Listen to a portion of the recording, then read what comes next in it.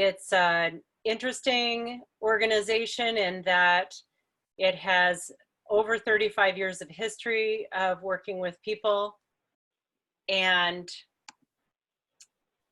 there's been a lot of research done recently that you can also find on their website if you want to look at more than just anecdotal evidence that there are some things that we can do when we're grieving.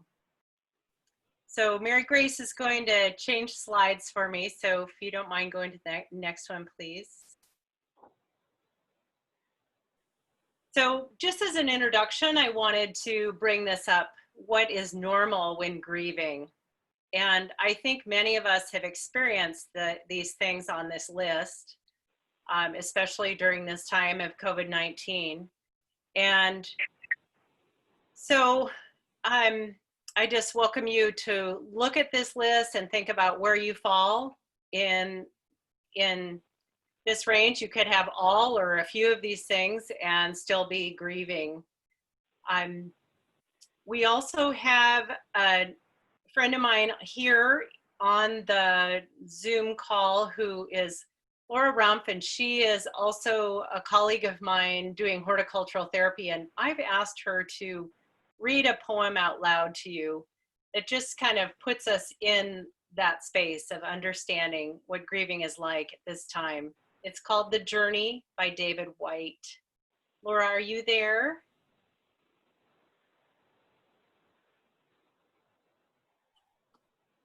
We want to give her permission to speak. I am now. There you are. Hi, Laura. Hi everybody. Okay, The Journey.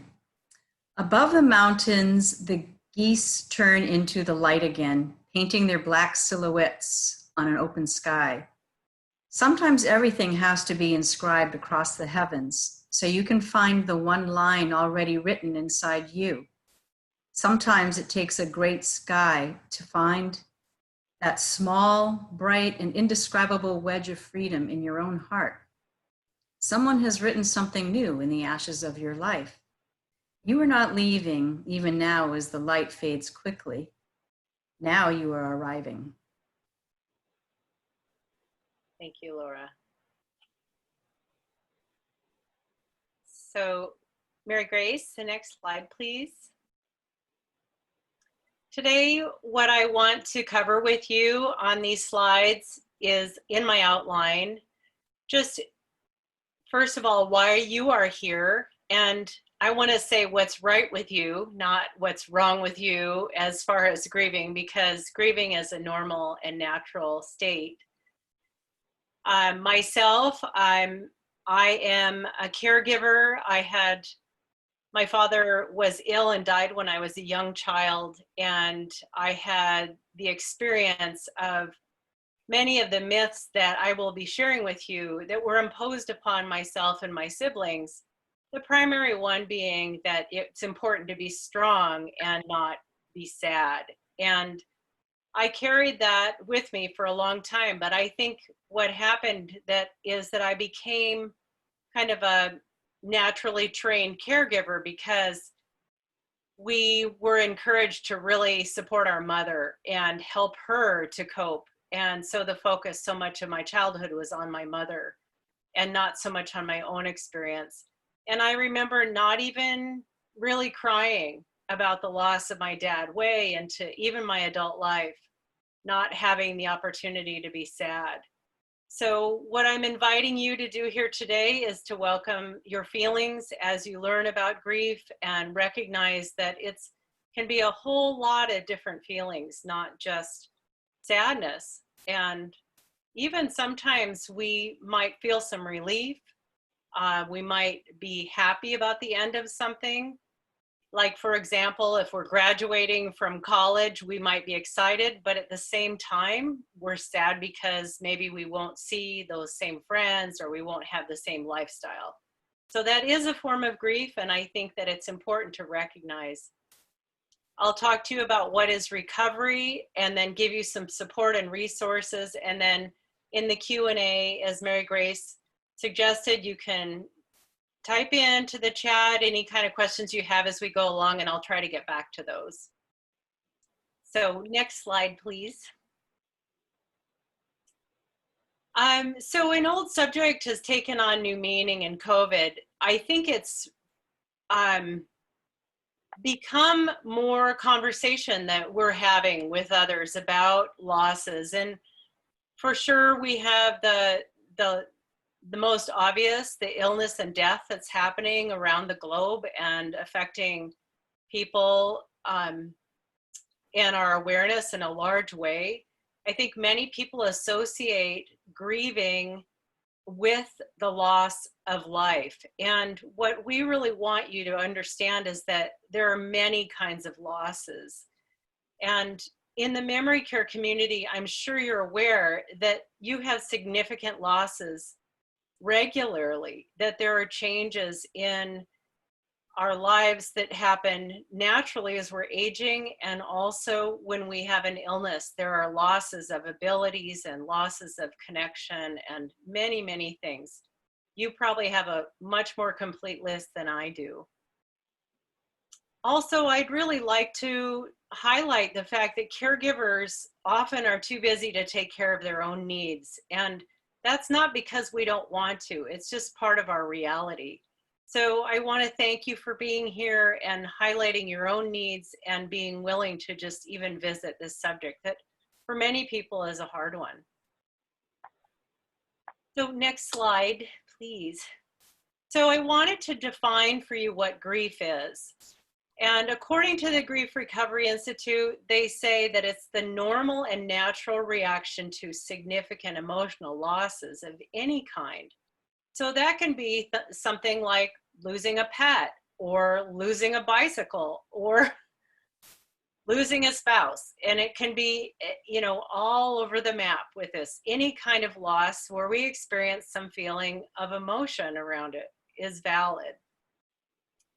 Again, like I mentioned, grief is often conflicting feelings, but they're caused by the end of something or the change in something that's familiar to us. So again, like I said, it could be just a move, or it could be something that we find exciting, but at the same time, we might ask ourselves, well, why am I feeling kind of sad?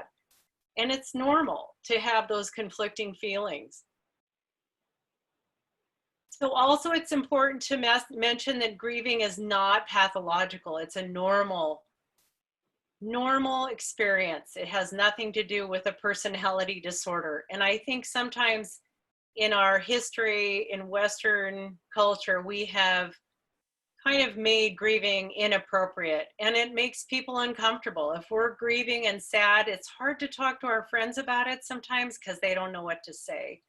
So I'm just letting you know that this is a safe place. Your questions are valid. And if you feel like you need more help, there is support available. And I'll give you some resources at the end of this talk. So next slide, thank you. So looking at your own story, I think it's important also to point out that unresolved grief is almost always about things we wish we had said or done differently. Or maybe we wanted to do a better job at something, or we wish we had done more of something. So maybe it's more, I wish I had gone back to that restaurant before it closed. Or maybe it's, I wish I said that I loved him before he died. You know, it can be anywhere on that spectrum. So it being unresolved is meaning that it still is in our consciousness on some level, that we feel troubled by it. And the experience of resolving our grief is a unique one because it doesn't erase the memory. We're not asking you to forget your experience in order to get over it. We're asking you to just be willing to experience the feelings, look at your own grief history, be willing to talk about it with safe people. And I love this quote at the bottom: letting go of an expectation of a better yesterday. Next slide, please. So how do you know if you are grieving? This list gives you some idea of some of the things that happen, and especially when a person has just had a loss recently, and maybe they're continuing in that grieving experience and haven't been able to get out of it. But I think we can recognize some of these situations where someone might be not really present to what's going on around them, feeling tired, even though maybe we haven't done anything all day, having a closed heart towards other people and experiences. Friends might invite us to do something and we just aren't interested in something that we used to get joy from. Maybe we don't want to date again. Maybe we just aren't even interested in meeting new people. We just have a tendency to want to protect ourselves from getting hurt again. As I mentioned, sometimes we hide our true feelings because people don't know what to say, or maybe people have said something that feels like judgment about our not recovering fast enough. Isolation and loneliness are very common, and if left untreated, oftentimes we can become depressed or very anxious. So it's a good reason to be aware that grieving is something that is normal and natural, and we really would benefit from addressing it as soon as possible. Unresolved grief, when it really becomes chronic, may lead to addictions, poor mental and physical health, and unnecessary suffering, and may also lead to chronic anxiety or depression. And I think this is important to point out because there is a lot of information that really shows that this is true. And just a simple explanation, for example, about poor mental and physical health is that sometimes just our staying alone and being lonely in our situation, we might not be exercising, we might not be eating well, we might not be talking to people on a regular basis. And the unnecessary suffering is just, it's so huge.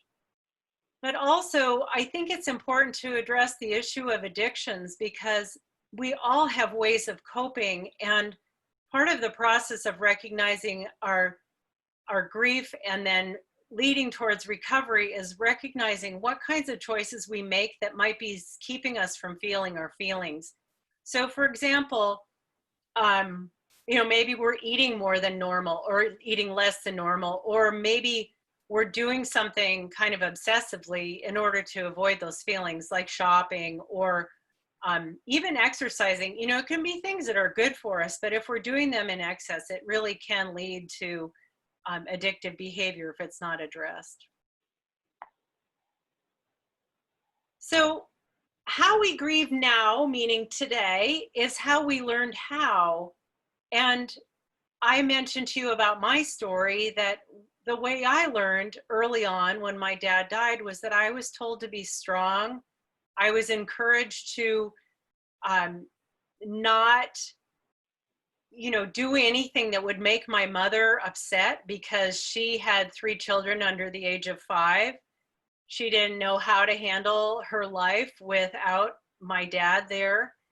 And so that became something that just was the normal way of operating. And not until I looked at my own patterns did I recognize that I was oftentimes overcompensating, and even talking to my mother still. This is almost 60 years later, that I would still try to head off any of her own suffering, that I would try to make sure that she was always okay. And of course, it's a good idea to be kind to others and do our best to help them. But I think it's important that when we recognize what some of these coping skills are, is that they may have served us back then, but they aren't necessarily serving us now. And when I told her recently that I had felt that way, that I even remember my grandparents saying to me, I was told to be a good kid, all of us, be a good kid, don't bug your mom. And she said, I can't believe they said that to you. Like she wasn't even aware of it. And I said, Mom, why do you think I'm always trying to help you? And she said, well, stop it. Just leave me alone, because she would get mad at me if I would say, have you done this? Have you done that? And we all know what that's like to have someone trying to give us unsolicited advice. So I've been working on this and really seeing that it makes a big difference once I became aware of it. So why talk about grief? Like I said earlier, it's on everyone's mind on some level. We often don't know what to say to other people when they've experienced a loss. Many times we end up saying things that we've heard other people say and that we were trained to say, like I was as a child. And I have a list of those I'll show you, but maybe the next slide has that, Mary Grace. Yeah, so unhelpful myths or sayings. Don't feel bad. You know, often we hear that. I'm sure many of you have heard someone say to you, oh, don't feel bad, you can get another dog. Or don't feel bad, replace the car that was hit. Or like I said, be strong for others, or keep busy, make sure you get back to work as soon as possible so that you're not sitting home alone. Or how about this one? Time heals all wounds.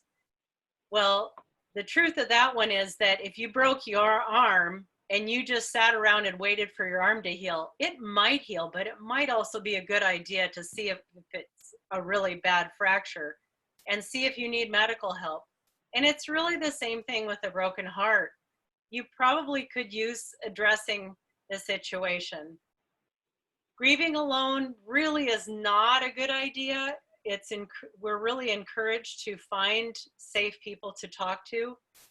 And then the last one on this list here, feeling guilty. I think it's oftentimes this is addressing that issue of, I wish I had said or done something differently.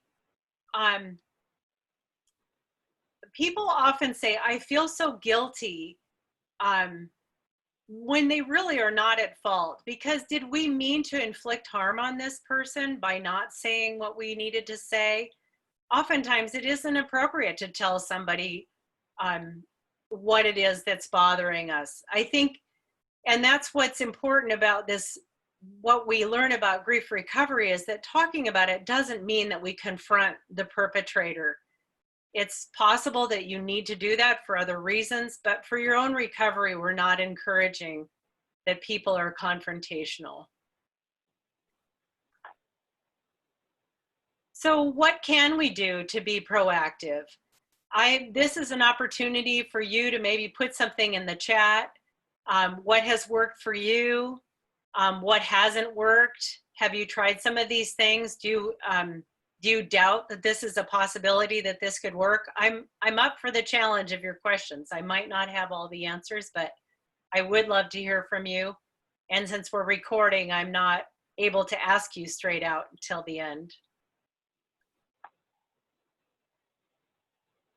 So what does work is that there are truly, as I promised you, some simple and effective tools that will help you with your resilience as you experience more losses in your life, because they're guaranteed to happen, and to help us with our daily well-being. We can support each other without trying to fix other people, and it's important that we first address our own losses before we try to tell other people how they could do it themselves. Next slide. So I really like this metaphor of an artichoke, that to enjoy an artichoke, we have to first peel away the prickly layers on the outside of the flower in order to get to the soft and precious heart. And it's not unlike that with ourselves, that we sometimes don't even know or don't have good memories of some relationships that we're still grieving, because we have put so many protections around us. And another example that I have of my relationship with my own mother is that once I had dealt with some of my issues around the relationship I have with her and did some of the grief recovery steps, I found that she and I have a much better relationship, and we actually have fun when we're together and we laugh together, whereas it used to be so tense when we were together. Thank you. So there are many ways that we can recover from grief. The main way that we support through the grief recovery method is that it's about unresolved communication. And it means that we are able to speak our truth with somebody who is safe. So often we're encouraging people to work in partnerships and develop listening skills to hear the other person's story without judgment. So if you want more information about that, you can actually go through this process with a partner using the skills that are on the website, and then also there's a book available, which I'll share with you at the end of the slideshow.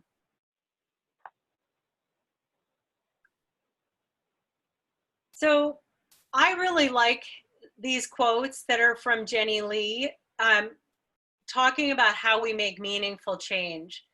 We tend to resist change in our lives, but it oftentimes can bring new life to us. And so doing the grief recovery method and challenging ourselves to look at our grief and deciding that we want to move forward is we need to make a commitment.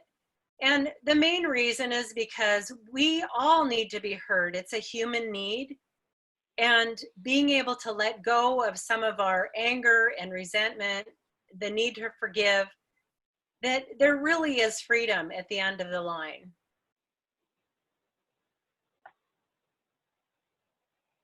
David Kessler, who wrote the book that was recently published called Finding Meaning, has written so much on grief, and he worked with Elizabeth Kubler-Ross. He co-authored a book with her. He has spoken with Brené Brown recently on her podcast, and all that information is here. But he just says that loss is inevitable and that finding meaning is possible. And his examples in his book are really worth reading. I love what he has to say about his own life and other people he knows that have found meaningful ways that they can live their life out after significant loss. And so I really recommend that you look at some of the information he has there.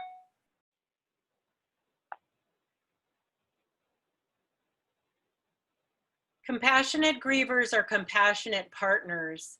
And I think this is really true. It comes back to that principle that how we do our own work and take care of our own hearts, we're able to be available to other people in their own and what's going on in their hearts. We can be making small changes now. Intentional conversations and connections are really the key to grief recovery. Finding meaning as a result of lifting the pain. And as I mentioned in my life, I think it's really true that we begin to see and feel good things we had forgotten about. So it's really worth doing.